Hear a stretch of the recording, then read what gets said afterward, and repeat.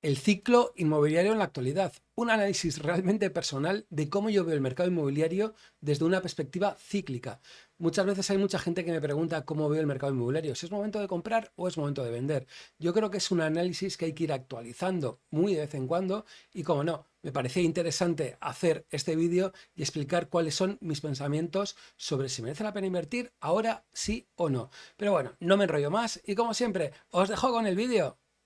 Bueno, como muchos de vosotros sabéis, hace ya, yo creo, año y medio, 2 años, preparé un pequeño curso en el que hablaba un poquito de mi experiencia inmobiliaria, etcétera, ¿no? Entonces, una de las cosas que saqué más claras y que más me costó, porque hay una de las cosas que también pasa, que haciendo o creando un curso aprendes muchísimo, ¿no? Sobre todo analicé un poco la historia de los varios ciclos económicos inmobiliarios en España, ¿no? Entonces saqué varias características bastante más o menos claras, y es que los ciclos no duraban desde un mínimo de 4 años hasta un máximo de 9 años, en los que se van mezclando términos de booms o crecimiento con términos, digamos, de crecimiento. Entonces, ¿qué es lo que pasa? Que nos encontramos actualmente en un ciclo que ya llevamos 8 años de subida. Fijaros que el máximo lo tuvimos desde el año 98 hasta el 2007, es decir, que desde una perspectiva de tiempo sería para empezar a dar una vueltita a ver si no estamos llegando ya a un proceso de final, digamos, de ciclo, ¿no? ¿Qué es lo que está pasando? Que la vivienda sigue creciendo, claramente, en términos nominales y reales. Aquí os doy los últimos datos, por ejemplo, Idealista, que yo creo que es una fuente interesante a la hora de analizarlo, y fijaros cómo nos encontramos que anualmente estaría creciendo un 7,1%, es decir, realmente en términos nominales bastante alto y por encima de la inflación claramente, ¿no? Entonces sí que se ve que estamos todavía un movimiento alcista desde el punto de vista inmobiliario. ¿Qué más podemos ver? Otro de los estudios o los análisis que me parecieron realmente interesante es que tanto la vivienda en España como la vivienda en Estados Unidos habitualmente tenían unos crecimientos reales. En el caso de España de un 0,8%, en el caso de Estados Unidos de un 1,36%. ¿Qué es lo que podemos pensar? Pues estaría alrededor del 1%, más o menos en términos reales, pero yo siempre he pensado que esto era algo un poquito extraño, ¿no? ¿Por qué? Porque tampoco podríamos hacer crecimientos de la vivienda del 1% durante 300 años, porque si no, realmente la vivienda sería inasumible y nadie lo podía llegar a comprar, ¿no? Entonces, creo que en cierta manera todo esto se produce porque hay unos ciertos errores en la medición del IPC. Pero bueno, tampoco me gustaría entrar en eso porque no, yo creo que no es la cuestión del vídeo. Tener en cuenta, sobre todo, que nuestro benchmark o nuestra forma de pensarlo es ese crecimiento de precios desde el punto de vista real, y que históricamente en los últimos 30-40 años hemos tenido un crecimiento un poquito por encima de esta inflación, para tenerlo en cuenta. Bien. ¿Qué más podemos ver? Pues según los datos de Idealista, fijaros, el Valle lo alcanzamos en septiembre del 2016 con 1.491 euros metro cuadrado en España. Actualmente estaríamos en 2.007 euros metro cuadrados. Respecto a septiembre de 2016, estaríamos hablando que habría habido una subida en términos nominales, que esto yo creo que es un punto importante a la hora de verlo, del 34%. ¿Qué es lo que vamos a hacer también? Calcular cuánto habría variado, por ejemplo, puesto de septiembre de 2016 a septiembre de 2023, bien, cómo habría aumentado la vivienda. Y nos hemos encontrado, el IPC, perdón, nos habríamos encontrado que habría crecido un 21,7%. Es decir, que habría crecido en términos reales un 13% por encima de lo que es la inflación, que puede ser una cantidades que no son tan brutales. ¿Por qué? Porque si lo dividimos en 7 años, estaríamos hablando de ese 1,7% anual, unos términos más o menos normalizados y coherentes dentro de lo que, digamos, ha podido pasar. ¿Qué podemos ver también? Que si actualizamos el máximo histórico de la vivienda, que yo creo es otra forma de verlo, es decir, si os dais cuenta, en junio del 2007 en España se alcanzó el máximo y de ahí empezó, digamos, a caer durante unos cuantos años, pues nos encontramos que todavía tendríamos un porcentaje para llegar, ¿no? He calculado algo parecido, ¿no? Digamos, cuánto ha sido este precio, lo actualizamos y me dice que tendría que estar actualmente en términos reales a 2.857 euros el metro cuadrado. Es decir, que todavía nos quedaría una cantidad pues más o menos decente para llegar a ese pico, digamos, de burbuja. Más o menos hay que calcular que es alrededor del 30% lo que nos quedaría. Más cosas.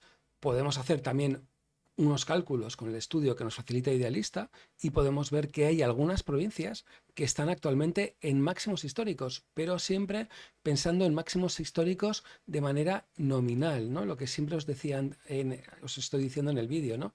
Fijaros, como por ejemplo tendríamos Baleares, Comunidad de Madrid, Canarias, Melilla o Andalucía, que estarían en términos reales en máximos históricos. Que sí, que es correcto, que lo podemos ver y podemos pensar, ostras, es que está en máximos históricos. Sí, en términos nominales, pero creo que el cálculo habría que hacerlo en términos reales a ver qué es lo que habría pasado. Entonces, ¿qué es lo que he hecho? He cogido un pequeño Excel, he cogido los datos y los he deflactado, es decir, que he tenido en cuenta en términos reales, he calculado el IPC desde esa fecha y ver exactamente cómo es, ¿no? Por ejemplo, en el caso de Baleares, el máximo histórico anterior lo habríamos tenido en el año 2007 con 2.567 euros. Lo actualizamos a valor de hoy, serían 3.495 euros.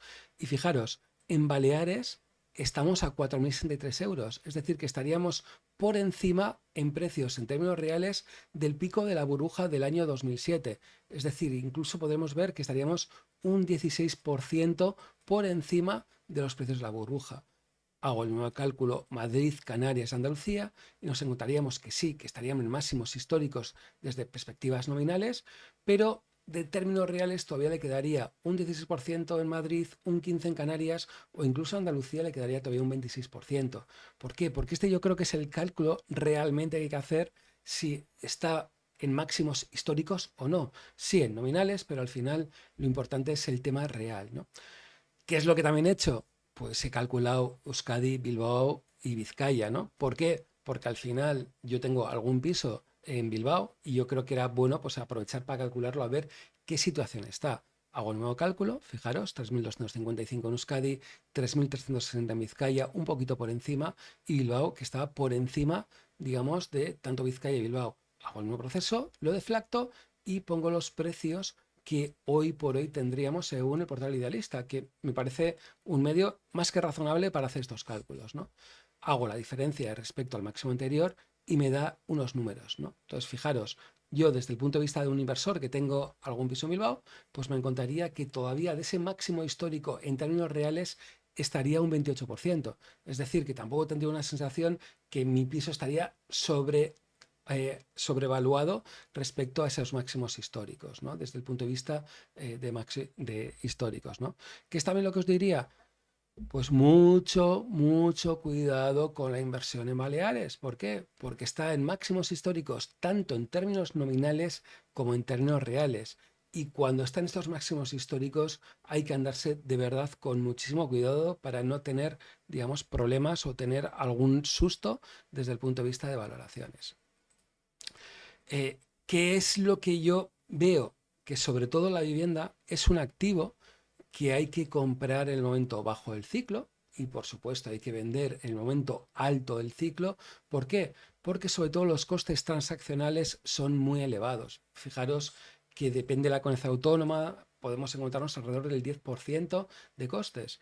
Si eso vamos a hacer una operación simplemente de un año para otro, estos costes nos van a machacar. Entonces hay que pensar siempre que podemos diluir estos costes en alrededor de 10 años y en esos 10 años puede merecer la pena hacer eso, ¿no? Pero por lo menos hay que mirar esos 10 años, ¿no? Claro, ¿qué podemos ver? Salvo Baleares, lo que antes os he dicho, el ciclo yo creo que sigue siendo claramente alcista porque hay diferentes variables que hace que van a seguir, digamos, yo creo, subiendo el mercado inmobiliario, ¿no? ¿Qué es lo que veo? Pues diferentes actuaciones dependiendo si eres comprador o si eres vendedor, por supuesto, ¿no? Lo primero, si eres vendedor, primero, ten en cuenta que no todos los activos son iguales, ni todas las zonas son iguales. Fijaros lo que antes hemos hablado. O sea, fijaros en tiempo. Si yo hubiera decidido invertir en Baleares, fijaros qué pelotazo habría dado. O sea, porque realmente ha crecido en términos nominales y en términos reales. Pero en cambio decidí invertir en Bilbao. tampoco he tenido tanta rentabilidad y la decisión de haber comprado en un sitio o en otro, en mi caso fue por cercanía, pero otra gente puede ser que haya decidido que viva en Bilbao, veraneaba en Baleares y podría haber decidido en un sitio o en otro, ¿no? Pero fijaros estas diferencias de estar un 16,3% por encima, digamos, de la inflación o estar un 28% por debajo de la inflación. Fijaros las diferencias de rentabilidad que estamos hablando en algo así, ¿no? Por verlo, ¿no? ¿Qué más? Pues que yo creo que en términos reales todavía le queda algo de recorrido. Bien, posiblemente desde el punto de vista de tiempo no nos queda tanto, bien, pero desde el punto de vista de posibles crecimientos yo creo que le queda. También es cierto que cuanto más suba la vivienda en términos reales y no en nominales, pues menos nos quedará de subida y eso hay que tenerlo muy en cuenta, ¿no? Otra variable, yo creo que es la fundamental, la variable empleo. La variable empleo es la gran variable que hace que el mercado inmobiliario suba o baje.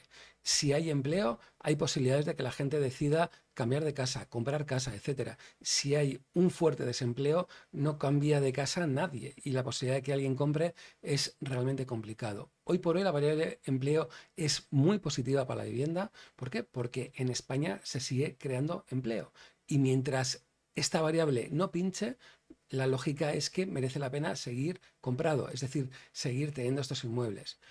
También, ¿qué es lo que coincide? Que los altos tipos de interés es algo negativo, pero la elevada inflación que tenemos en España también hace que un poco se contrarreste, ¿no? Es decir, sí, es correcto que han subido los tipos de interés de una manera bastante bestia, que hay problemas gordos para pagar muchas veces el piso que hemos comprado, pero esa elevada inflación va a hacer que se vaya diluyendo muchos de los precios, ¿no?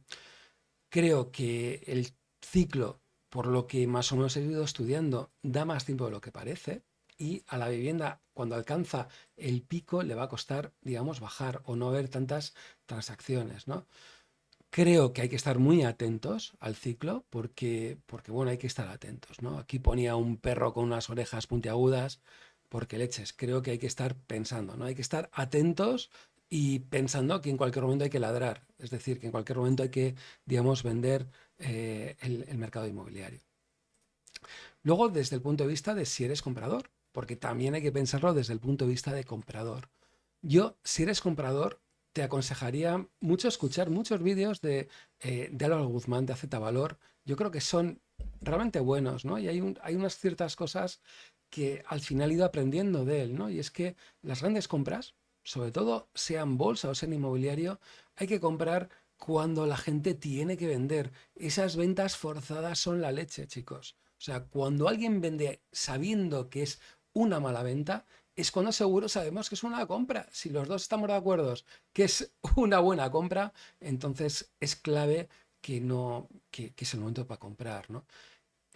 Estas ventas forzadas actualmente no lo estoy viendo, o no estoy viendo esas ventas forzadas de gente desesperada, o por lo menos en las grandes ciudades no se está viendo, ¿no? Y yo creo que ese va a ser el momento clave en el que va a merecer la pena comprar, ¿no? Hasta que no entremos en recesión. Y cuando empecemos a salir será, digamos, el momento, ¿no? Es decir, que fijaros que hay un decalaje en el mercado inmobiliario con la economía. Y esto es importante que tenerlo, ¿no? Entonces, si eres de las personas que estás pensando en comprar, yo sinceramente de momento no tocaría. Y si tocaría, buscaría esas ventas forzadas. Es decir, gente que realmente no le quede más remedio que vender. Puede haber pasado, son casos excepcionales o especiales como divorcios, como herencias, etcétera. Ahí sí que estaría un poquito atento, pero para el resto de cosas ni de palo. O sea, ni de palo porque yo creo que todavía, sinceramente, no ha llegado ese momento en el que se produzcan esas grandes subidas, ¿no? O esas grandes bajadas, ¿no? Y bueno, nada más. Como siempre, espero que te haya gustado. Espero haberte hecho un vídeo un poquito sencillo. Tenía la duda si complicarme en un vídeo de mucho tiempo, muchos minutos, o hacerlo más o menos más sencillo para que se pueda entender si es momento de estar comprado o no, ¿no?